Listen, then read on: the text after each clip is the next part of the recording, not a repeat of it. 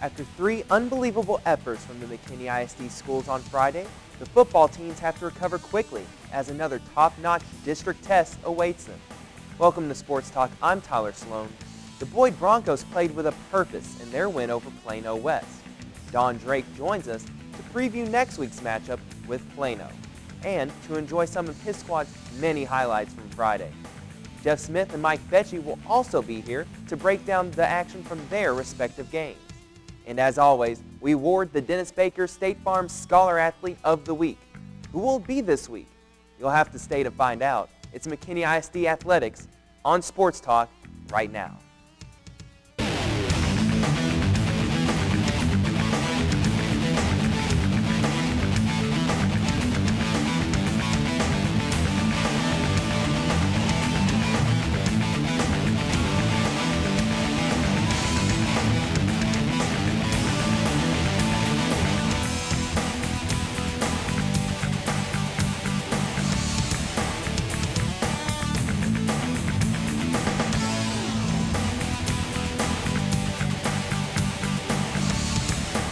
McKinney Lions were able to move the ball very effectively against Plano on Friday night.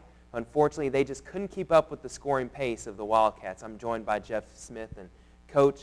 It was a game where your offense was really able to do some good things, move the ball, scored some points, but Plano, they're just a really tough team. They are, and our district is full of them. So, it was a good game overall.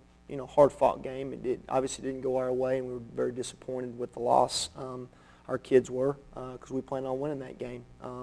But the kids played hard, and we did some good things, as you said. We moved the ball. We held the Plano just over 300 yards of offense. That's not a bad thing. When you can hold Plano just over 300. So there were some positive things, but obviously it didn't turn out the way we wanted to. Well, we're going to go ahead and take a look at some of the highlights. And one of the trends that we found in this game is that you just seem to be just that one series away. There just seemed to be a couple points in the game. It could have really turned the momentum, and you guys just weren't able to capitalize. Yeah, we get a great 3-and-out to start the game on defense, and then get the ball and move it down the field. Had a couple of penalties that moved us back, and got no points. We could have taken the lead and really kind of took the momentum and took charge of the game early on, and we just weren't able to do it. And then Plano scored and then extended it to 10 points after a fumble on the kick return. And so we were kind of playing catch-up, and most of the game, and just couldn't grab the momentum and hold on to it. And momentum is a powerful thing, and we just couldn't quite harness it. And we had opportunities, and we cut into it and get close, but we just couldn't get over the hump. One thing that really hurt your team in this game that you haven't really done all season long is you committed some big penalties in the game. Yeah, we had 7 penalties, which is too many, and a couple of them were late hits, in critical times, and then we had some dead ball penalties, which you never like, and you just watch the Dallas Cowboys and you can ask them, that stuff will make you want to pull your hair out, So obviously those are things that we've got to address and fix, but those are definitely some untimely penalties and things that we've got to take ownership of and fix, but that's just one piece of why we lost that game. You're down 10-0, but you go on another drive. Jonathan Shannon gets a big catch and run, and then Robert Somborn's going to find Dalen Willis for the touchdown. Yeah, Dalen really makes a nice catch with a defender on his back right here, and I think Dalen's really gotten better the last few weeks, and we make it 10-7. This was our first score. After like I said, that we spotted them 10 points right off the bat.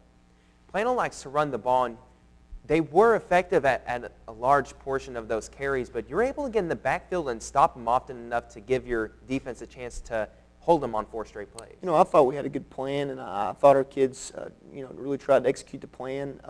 They've got a big offensive line. They get in behind that big offensive line and just try to grind it out, control the clock, play defense, and that's kind of their MO as far as Plano goes. But I thought we did make some big plays in the backfield and at times on the run game specifically. They went for a big 4th and 5 in your territory, got it. It helped set up a touchdown to give them a 17-7 lead. And late in the second quarter, you're going to have a touchdown drive coming back to answer it, and eventually at the end it's going to be Antonio Oliver, the sophomore, big with the goal line carries. Yeah, we threw threw it to Connor there the play before, and right here we throw it down to Red, and he gets it down there pretty close, and we run a couple of run plays, and Antonio Oliver kind of muscles his way in right here, and real pleased with the effort. He's got a couple of defenders on him, and he kind of muscles his way in, and that was pretty encouraging to see. Your receivers had big games for all of them. We have TV Williams, 8 catches, 90 yards, a touchdown. Connor Fuentes had 10 catches for 110 yards. What were you able to do with your offense to be able to give them the amount of space and the connection from Somborn to Fuentes and Williams to get those numbers piled up? Well, again, I think we try to spread the ball around. We've got several players that do a great job, and Plano's just very steady on defense. They don't make many mistakes. They try to make you work down the field, and I thought Robert did a really good job, spreading the ball around. Coach Jordan and the offensive staff did a good job of finding those weaknesses. It's unfortunate, that we had to play catch up, as much as we did, and couldn't really get back to the ground game and take control. But that's what we had to do, and our kids did a good job, staying within the system and getting open and making catches, making plays.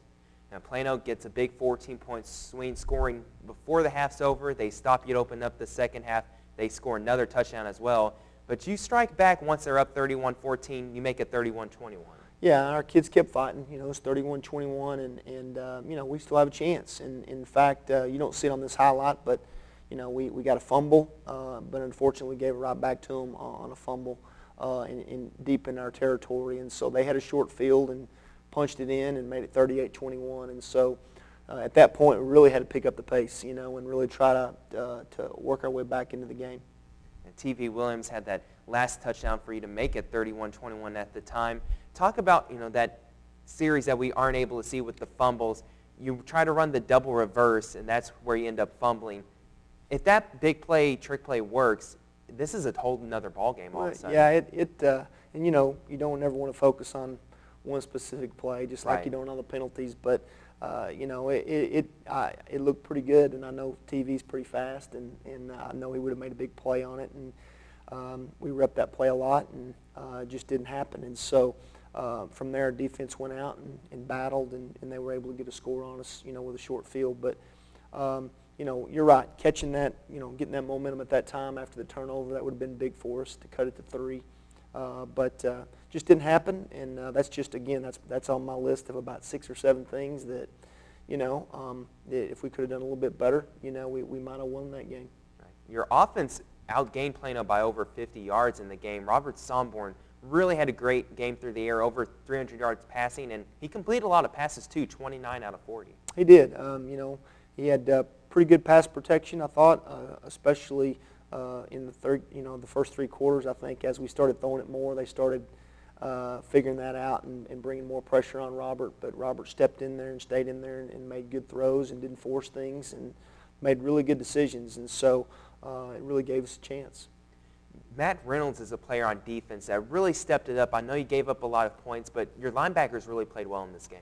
They did, and Matt's a mainstay and has been for the last couple of years on defense and plays well and really leads our defense in a lot of ways. So, we expect Matt to do that every week, and he does. And I was proud of Max Simpson and Isaac Luviano. There's several guys that played very solid, on defense. And, we've just got to take the good things we did and learn from the bad and move on and get better. We have a short week this week and another tough opponent, and so we got to go back to work. It's a big Thursday night game. You're going to host Plano East, and Plano East is a team that was ranked in the top 10 in the area going into Friday's action. And fortunately for you guys playing them, unfortunately for them, they don't have their quarterback Mario Smalls. How much does he mean to their team? He's a great player. In my previous coaching job, we coached against his older brother, and he was a tremendous player. So this Mario Smalls, yeah, he's a difference maker.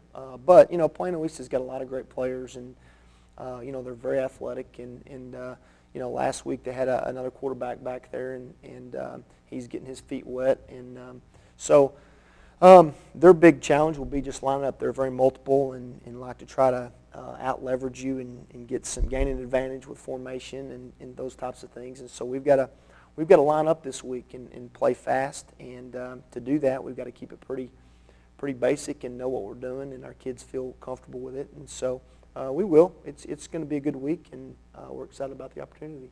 You mentioned the new quarterback for Plano East, Taylor McKinney. 8 of 14 last week against Allen for 78 yards. Didn't throw a touchdown. It's a short week also to prepare for a quarterback that you might not have, going into the season, been trying to prepare for. What sort of effect is that going to have in the short week?